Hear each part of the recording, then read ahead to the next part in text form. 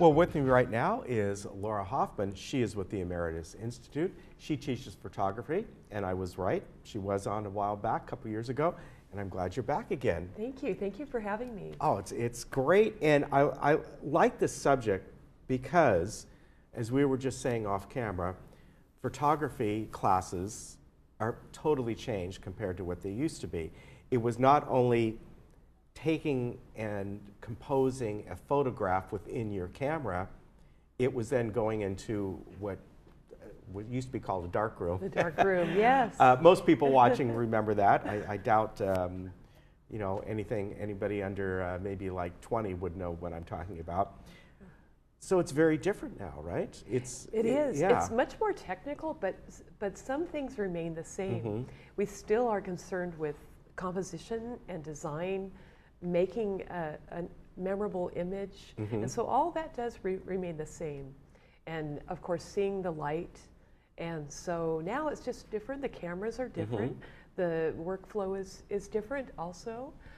But now this empowers people to now not just send out the images for processing, waiting for the film to come back. Mm-hmm. Now we have instant gratification and also more control over the images. Yeah, but I would imagine that first and foremost, it's about composing that photograph, and whether you're using a camera, your phone, or whatever it is. Oh, exactly, and seeing Mm-hmm. the opportunities, finding the great shot, and capturing moments, and not just taking pictures, Mm-hmm.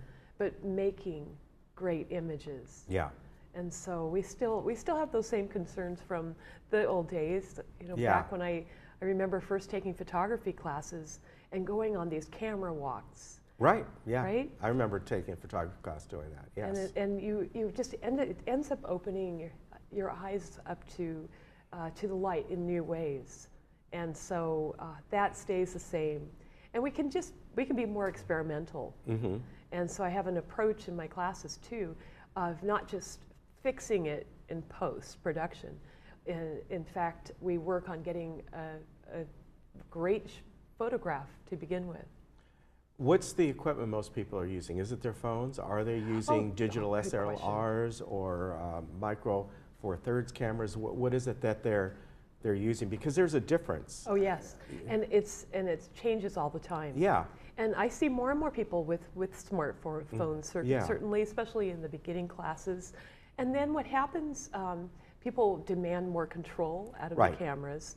And the whole idea is to transmit what you pre-visualize in a photograph into an image. Mm-hmm. And so I'll see the whole range. In fact, we just started a camera buying class within my beginning class. It was very exciting.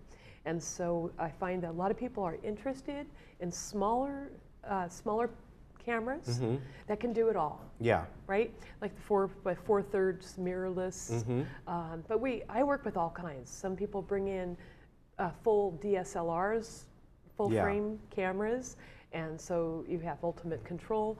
And then a lot of people are now switching to smaller packages for travel. Yeah. But yes.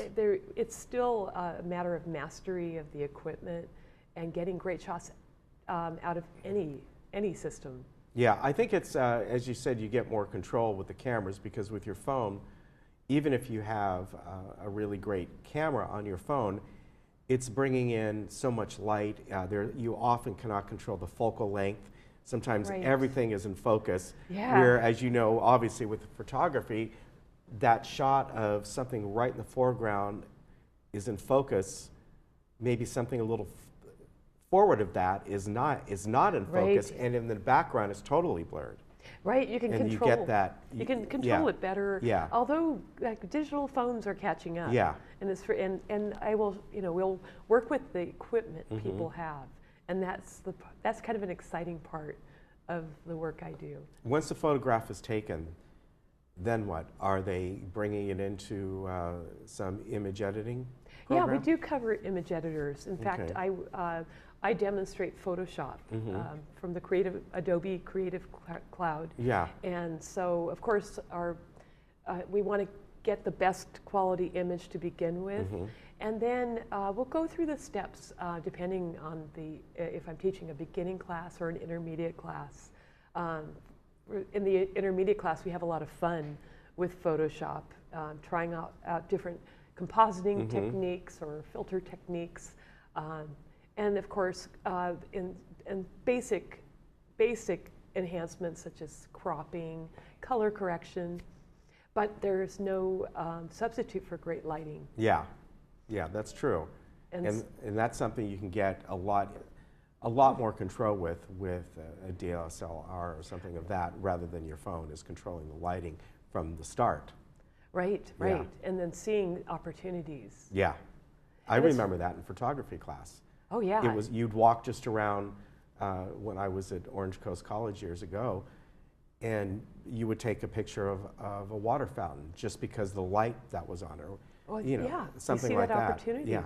And speaking of water fountains, we'll work with different controls, how to work with the shutter, how to get the most out of the aperture, all the parts of the camera. We have different exercises to master the equipment. Yeah. And then have fun with photography. And it's one of those pursuits that never gets tiring. We have a lot of lifelong learners, a lot of people that continue to come back to the classes. Yeah, I can see that. So it's a wonderful, fun experience. It's the best teaching assignment I've ever had. And so different, again, years ago, when you had, even if you had a point and shoot film camera, some cheap little camera, you were much more careful about taking a photograph, even if you're out with your friends and family at the beach or whatever it might be, because you're thinking, all right, I only have 20 shots on this roll. Right. I'm going to have to pay $1 per print. Yes, you're thinking, okay, money, I'm throwing away money. Right, and the stakes were higher. And now we have photographic freedom. Yeah. And so, can you imagine, you're limited to maybe 12 exposures. Yeah. And if you remember Brownie cameras, oh yes, right? Yeah. You get that roll. Yeah. And then you have to wait. There's no more waiting. Yeah. And so now people can be more experimental. It's more fun than ever. It's more exciting. And photography is a kind of pursuit you can get into at any stage of life. Yeah. And what's fun coming back, popular among kids, Polaroid is back. Or the Fuji Instamac, where they use a little bit smaller format. Right. And it's instant. And kids love that. And there it is. It comes out, and you can pass them around. Yeah. So kids love that. Although I think a lot of kids nowadays don't even know what Photoshop is anymore, which is interesting. Yeah. I know. They're used to the apps on their phone. Laura, thank you very much. Well, thank you. It's a pleasure being here. Thank you for having me back. And folks, you can always check this out at saddleback.com/emeritus. Over at Clubhouse 4, I think you can still sign up for some classes, right? Right, and spring is underway, and then summer, the summer session begins in late May. Yeah, so if you miss out on this, it's not too far away. Yeah, please come and join us. All right, thank you very much. Good to see you again. Bye-bye. Thanks again. We'll be right back. But we'll get you.